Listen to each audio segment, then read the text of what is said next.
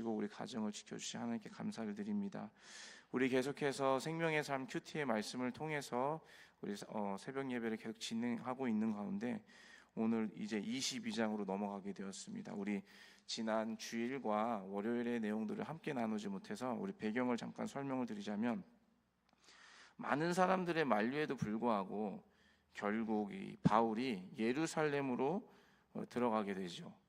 우리가 계속해서 보셨듯이 에베소 장로들과의 이별, 그리고 이 가이사랴 지방에 들어가서 빌립 집사의 딸들의 예언, 그리고 이제 아가보 선지자의 예언을 통해서 계속해서 예루살렘에서 유대인들에 의해서 바울이 결박당할 것임을 알게 됩니다. 성령의 감동으로, 감화를 통해서. 그렇지만 이 바울의 복음 전파 사명에 대한 의지와 이 마음들은 꺾을 수가 없습니다. 결국에 이제 바울이 예루살렘으로 들어가게 되죠. 예루살렘에 도착하여 그곳에 있는 이 야고보를 만나게 됩니다. 그런데 이 야고보가 이 바울에게 조언을 하게 되죠. 어떤 조언을 하게 되냐면, 서원한 사람들을 데리고 이제 성전에 들어가서 머리를 깎으라라고 말을 이제 조언을 하게 됩니다. 그 이유는 그때 당시에 이미 예루살렘에 바울에 대한 이제 소문이 있었기 때문이에요. 어떤 소문인가라고 봤을 때, 이 바울이 유대 관습을 지키지 말라 가르쳤다라는 소문이 이제 예루살렘 안에 퍼졌기 때문입니다. 그런데 사실 바울이 그렇게 가르친 적이 없어요. 유대 율법을 지키지 말아라 이렇게 가르친 적이 없었거든요. 바울이 증거했던 것은 예수가 그리스도이시다, 예수가 메시아이시다, 이제 그것을 증거했는데, 이제 그 소식들이 와전되면서 예루살렘 안에서 이제 벌써 루머가 돌기 시작한 거예요. 바울이 유대 율법 지키지 말라고 가르치고 다닌다. 이제 그것들을 이제 야고보가 알게 되고, 야고보는 이제 바울의 안위와 안전을 걱정해서, 염려해서 바울에게 유대 율법을 지키는 것을 보여줘야 된다. 그래서 서원한 사람들을 데리고 들어가서 머리를 깎고 그것에 대한 돈을 너가 지불해라. 그러면 아마 그 유대인들의 봤을 때, 바울에 대한 이야기들이 사실이 아니구나 이렇게 느낄 것이다라는 것을 예상을 해서 그렇게 이제 바울에게 조언을 하게 되죠. 그래서 바울이 그 말을 순종하고 이제 그렇게 하게 됩니다. 그런데 안타까운 일로 그때 당시에 오순절을 지키기 위해서 아시아로부터 많은 유대인들이 이제 성전이 있는 예루살렘으로 돌아오게 되는데요. 그때에 이 돌아온 유대인들이, 아시아에서부터 돌아온 유대인들이 이 바울을 보게 됩니다. 그리고 바울을 보자마자 그들이 무리를 충동하여 소란을 일으키게 됩니다. 결국에는 바울을 잡아서 이제 폭행을 하기 시작하죠. 예루살렘에 이런 큰 소동이 일어나게 됩니다. 바울로 인해서. 그러자 그 소식을 들은 이 백부장과 이 군인들을 데리고 소동을 통제하며 가까스로 이 유대인들이 바울에 대한 폭행을 멈추게 되죠. 그리고 천부장과 백부장은 그때 당시 지금으로 말하면 도시의 치안을 유지하는 경찰과 같은 존재였죠. 그들이 이제 바울을 폭행하는 것을 제지하고 이제 바울을 무리로부터 보호하기 위해 이제 그 영내로 이 바울을 데리고 들어갑니다. 그 들어가는 가운데 이제 바울이 천부장에게 부탁을 하나 해요. 내가 이 무리들, 자신을 죽이려고 하고 폭행했던 그 무리들에게 내가 말할 수 있는 기회를 좀 줘라. 그렇게 이제 그 천부장에게 부탁을 하게 되죠. 그리고 그 천부장은 그 바울의 청을 허락하여서 이제 바울이 그 층대 위에서 그 무리들로 하여금 자신을 변호하는 얘기들을 하는데, 그 내용들이 바로 우리 오늘 본문 읽었던 22장 1절부터의 말씀으로 우리가 볼 수 있게 되는 것입니다. 오늘 본문이 바로 이 바울이 층대에서 유대인들과 무리들을 향해서 자신을 변호하는 내용들을 지금 말씀하고 있는 것이죠. 이 결론부터 말씀드리면요, 본문에서의 바울의 자기 변호의 핵심, 오늘 본문이 말하고 있는 그 자기를 변호하는 이 바울의 말의 핵심은 무엇이냐면, 자신이 예수 그리스도를 보고 그의 음성을 들은 증인이라는 것이에요. 한마디로 바울 자신이 어떻게 예수님을 믿게 되었는지 그 유대인들 앞에서 간증하는 것이에요. 바울의 간증은 자신이 예수님을 만나기 전에 어떤 사람이었는지를 소개하면서 시작됩니다.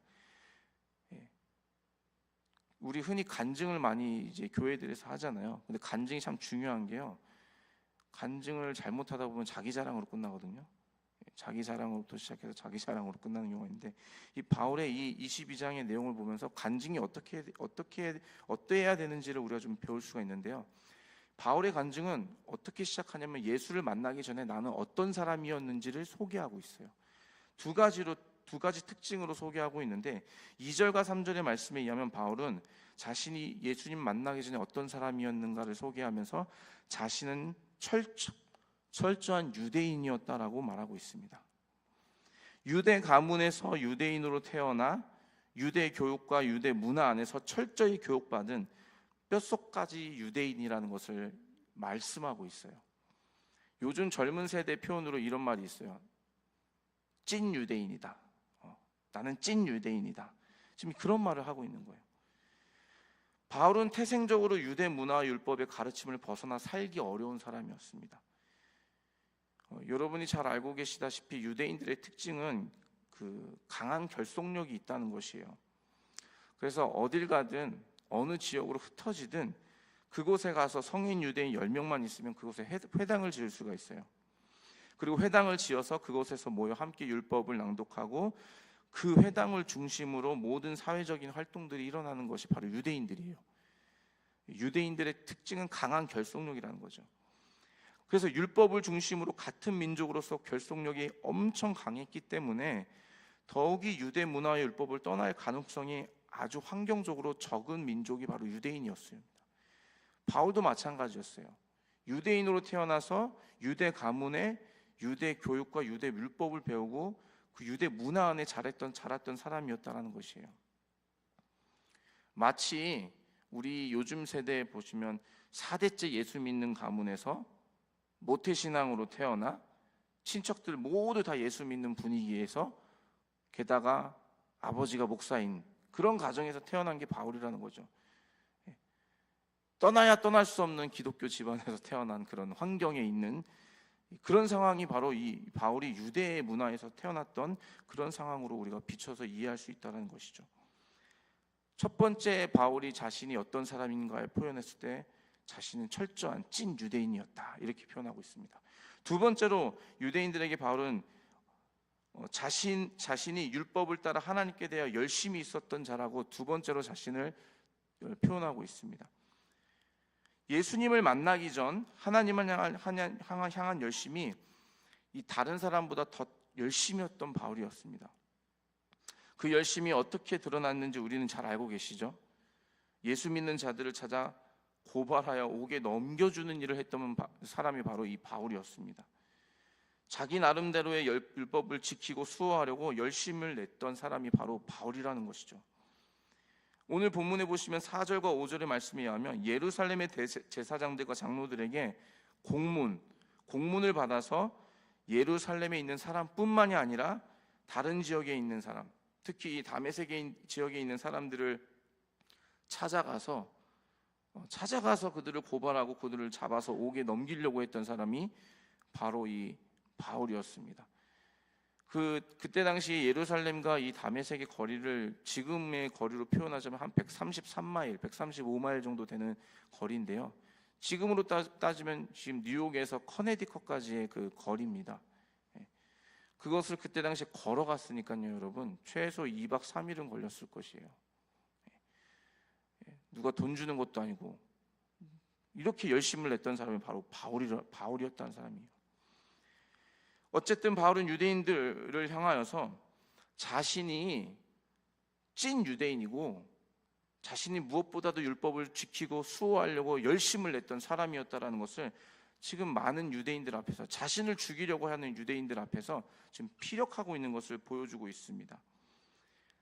이렇게 찐 유대인, 율법을 향하여서 그 율법을 지키기 위해서 누구보다도 열심을 했던 이 바울이, 그런데 오늘 말씀에 의하면 한순간에 변화돼요.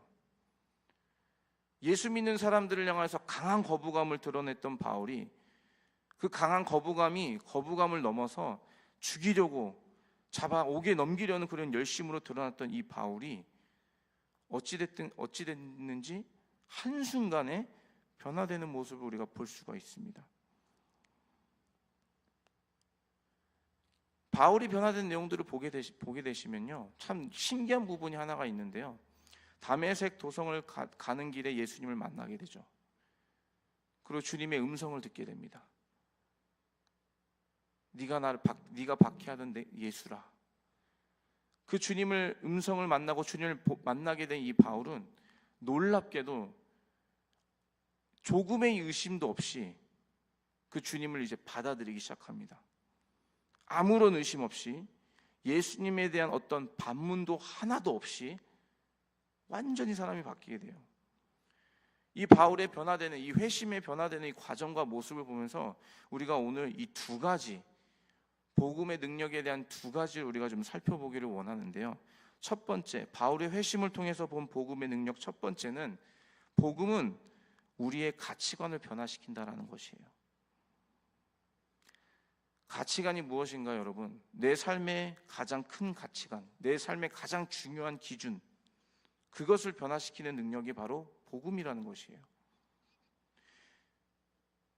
예수님을 믿기 전 바울에게 가장 큰 가치는 율법이었습니다. 율법이 가장 큰 가치관이었어요. 그래서 그 율법 지키기 위해서 그렇게 힘든 일도 마다하지 않고 목숨 걸고 예수 믿는 사람 잡아 넘기려고 했던 것이죠. 조상 대대로 지키며 수호했던 그 율법을 삶의 가장 큰 가치로 두고 모든 삶을 율법을 중심으로 해석하고 이해했던 바울이었습니다. 그렇기 때문에 율법보다 크신 예수님의 등장을 그가 받아들일 수 없었던 것이죠. 바울은 자신의 가치관의 변화에 대해 후에 옥에 갇혀서 빌립보 교회에 편지하는 내용이 이렇게 표현을 하고 있습니다. 빌립보서 3장 7절과 8절에 바울의 고백인데요, 이렇게 고백하고 있어요. 모든 것을 해로 여김은 내 주 그리스도 예수를 아는 지식이 가장 고상하기 때문이다. 내가 그를 위하여 모든 것을 잃어버리고 배설물로 여김은 그리스도를 얻고 그 안에서 발견되려 함이니. 예수를 만나고 나서 이 바울이 가치관이 바뀌게 된 거예요. 율법에서 예수 그리스도로. 그리고 나서 그가 고백하는 것이 무엇이냐면, 예수를 아는 지식이 가장 고상합니다. 예수가 내 안에 가장 큰 가치로 바뀌었다. 그렇기 때문에 이전 것, 예수가 아닌 그 모든 다른 것은 내가 이제 배설물로 여기기를 원한다. 지금 이렇게 고백을 하고 있다는 것이에요. 참된 복음을 만난 사람들, 그들의 가치의 기준이 예수 그리스도로 변하게 된다는 것이에요.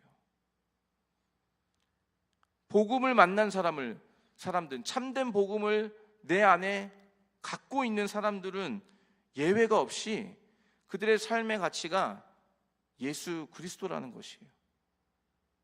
이 땅의 어떤 만족과 유익, 이 땅의 어떤 즐거움, 조금이나마 이 땅에서 편하게 사는 것이 내 삶의 가치의 기준이 아니라 예수 그리스도,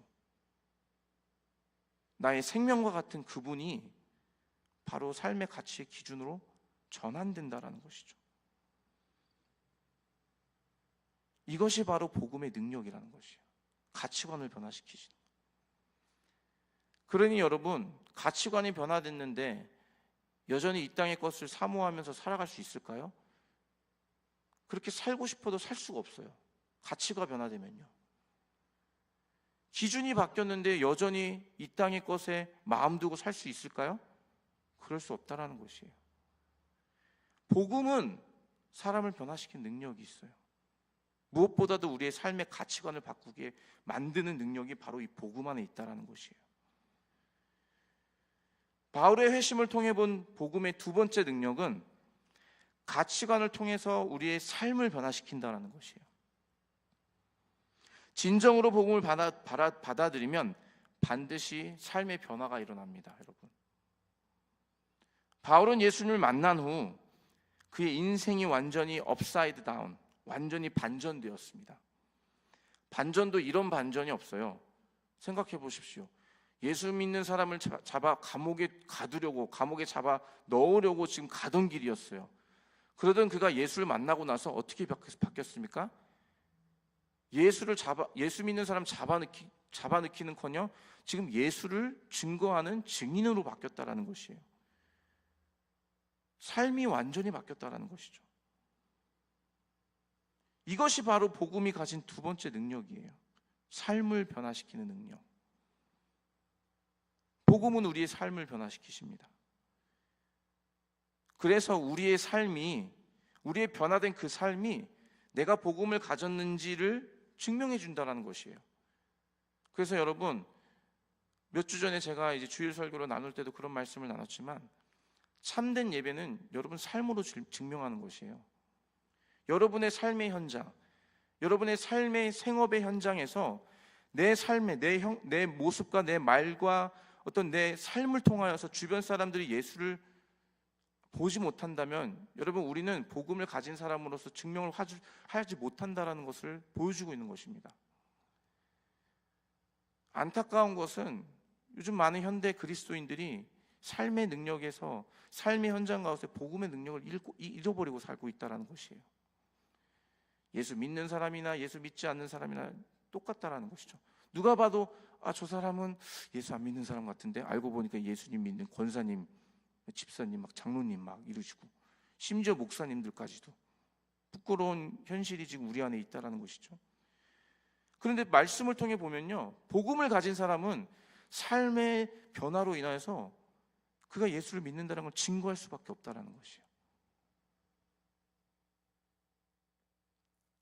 이것이 바로 복음이 가진 두 번째 능력, 삶을 변화시키는 능력. 복음은 우리의 삶을 변화시키신다라는 것입니다. 복음을 가진 자는 여러분 쉽게 낙심하지 않습니다. 세상이 낙심할 때 복음을 가진 자는 낙심하지 않아요. 비록 잠깐의 망설임은 있을 수 있어요.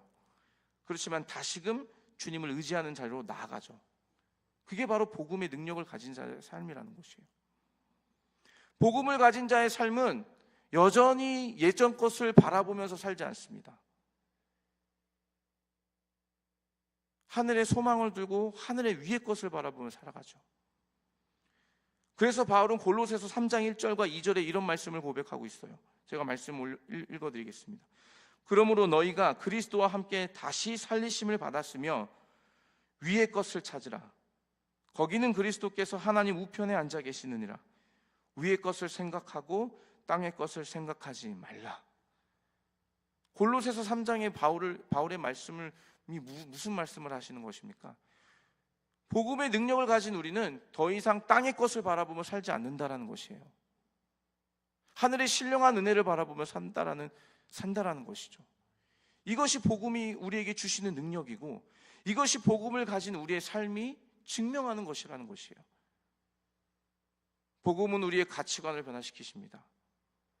우리의 삶의 기준이 땅의 것이 아닌 하늘의 것, 이 땅의 만족, 내 자녀가 잘 되는 것에 내 삶의 전부를, 거기에 영혼을 다 끌어서 거기에 다 쏟아버리는 것으로 우리의 삶을 인도하지 않습니다. 내 자녀를 통하여 하나님 영광 받으시기를 위해서 내 모든 삶의 영역을 끌어다가 주님께 영광 올려드리기 위해서 자녀를 위해 섬기는 일을 하겠지만, 내 자녀가 이 땅에서 잘 되는 것, 단순히 잘 되는 것을 위해서 살지 않는다는 것이요. 왜냐하면 가치관이 바뀌었기 때문에, 가치관이 내 자녀가 아니기 때문에, 예수 그리스도이기 때문에. 가치관이 바뀌면 이 땅에 잘 먹고 잘 사는 것, 남들이 추구하는 그 부와 명예를 위해 살아갈 수가 없습니다. 예수 그리스도를 위해서, 그 복음 증거를 위해서 비록 힘들고 어려운 길이고 때로는 박해와 어려움이 있다 할지라도 믿음의 길로, 그 순종함으로, 결단으로 그 길을 가게 되죠. 여러분 잘 아시다시피 많은 선교사님들은 자기의 생을, 자기의 어떤 안락과 평안함을 포기하고 아무도 알지 못하는 그 오지로 들어가서 단순히 하나, 복음 증거라는 그 사명 하나만 가지고 들어가는 것을 우리가 볼 수 있습니다. 세상의 가치와 기준으로 여러분 이해할 수 없는 일이에요. 왜 저런 고생을 사서 해? 저거 하면 뭐가 나와? 세상 가치관의 기준으로 보면 이해할 수 없는 일이죠. 그런데 왜 그분들은 그렇게 살아가는 걸까요? 복음으로 인하여 가치관이 바뀌었기 때문이에요. 그 가치관이 바뀜으로 인해서 그 삶이 변화가 되는 것이죠. 복음의 능력은 우리의 가치관을 변화시키십니다. 그리고 그 변화된 가치관으로 인해서 우리의 삶을 변화시키신다는 것이죠. 오늘 이 아침에, 이 새벽에 주님이 이 본문을 통해서 우리에게 말씀하고 계시는 것 같아요. 저와 여러분은 어떤가? 여러분의 삶의 가치가 무엇입니까? 여러분의 삶을 통하여 예수가 그리스도임을 증거하고 계신가요? 여러분의 삶의 현장, 생업의 현장에서 나는 예수 믿는 사람이라고 남들을 판단하고 있지는 않으신가요? 예수 믿는 것을 증거하는 것은 나는 예수를 잘 믿어, 나는 예배 빠지지 않아, 난 교회 잘 나가, 이거를 자랑하는 것이 아니라 내가 예수님으로 인하여 변화된 가치관을 삶으로 보여주는 것이죠. 더 섬기는 자리로 들어가는 것이죠. 더 어려운 자리로, 남들이 하지 않지만 다른 사람을 섬기는 자리로 들어가는 것이 바로 예수를 섬기고 변화된 가치관으로 살아가는 것이죠. 저와 여러분의 삶이 그러한 가치관에 변화된 삶으로, 우리의 삶으로 예수님을 증거하고 계신가요? 아니면 여전히 예수 믿기 전에 세상 가치관을 바라보면서 여전히 그곳에 머물러 계신가요? 주님은 오늘 이 본문의 말씀으로 우리에게 말씀하고 계십니다. 만약 우리의 모습에 그 복음, 예수 그리스도로 인한 변화가 전혀 없고 여전히 세상과 구별됨이 없다면 어쩌면 우리는 예수님을 만난 적이 없는, 예수님의 참된 복음을 받아들인 적이 없는, 어쩌면 나 자신을 속이면서 그런 거짓된 신앙으로 살고 있을 가능성이 아주 크다라는 것이죠. 죄송한 말씀이지만 복음의 능력은 분명합니다. 성경은 그것을 우리에게 증명하고 계세요. 복음을 받고서 변화가 없는 삶은 존재할 수 없어요. 복음을 받았는데 내 삶은 변화가 되지 않았다? 그러면 그건 복음을 받지 못한 것이에요. 내가 받은 복음이 진짜가 아니라는 것이죠. 진짜로 내 예수님을 주인으로 영접하면 변화가 없을 수 없다는 것이에요. 예수님을 분명히 만난 자들의 한결같은 특징은 분명한 삶의 변화가 있다는 것입니다. 가치관의 변화, 그로 인한 삶의 변화 말입니다. 지난 주일날 목사님 말씀 선포해 주셨잖아요. 왕의 옷만 입혀진 예수. 어쩌면 우리의 삶의 변화가 없고 우리의 가치관의 변화 없이 여전히 우리는 교회나 예배드리고 종교 생활을 하고 있다면 우리는 예수님을 우리의 삶의 왕으로 인정하지 않은 채 그냥 왕의 옷만 입혀드리고 예수님을 조롱하듯 그 앞에 절하고 면류관을 씌워드렸던 그 로마의 병사들과 다를 것이 없다는 것이죠. 사랑하는 넘치는 교회 성도 여러분, 오늘 말씀을 통해 여러분 안에 복음을 다시 한번 점검해 보시기를 원합니다. 그래서 복음의 능력으로 여러분의 삶의 가치관이 예수 그리스도로 변화되기를 주의 이름으로 축복합니다. 복음의 능력으로 여러분의 삶에 분명한 변화가 있기를 주님의 이름으로 축복합니다. 그래서 여러분, 삶을 무시한 예배가 있을 수가 없습니다. 삶을 무시한 예배가 있을 수가 없어요. 오늘 하루를 살아가시는 저와 여러분의 삶에 우리의 삶을 통하여, 우리의 가치관의 변화를 통하여 우리의 주인이 예수 그리스도이시다라는 것을 증명하시며 증거하시며 선포하시며 그분을 온전히 자랑하시는 그런 귀하고 복된 삶 되시기를 주님의 이름으로